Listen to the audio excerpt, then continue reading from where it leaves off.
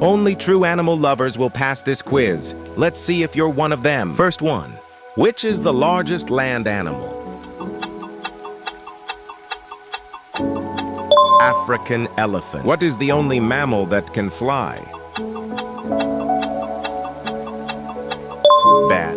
Which animal has the longest pregnancy of any mammal? Elephant. How many legs does a spider typically have?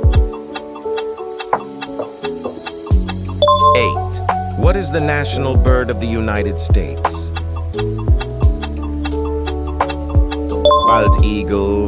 What is the specific term used to describe a group of crows? Murder. Which term used to call a baby kangaroo? Joey. Who can see more colors, humans or birds? Comment and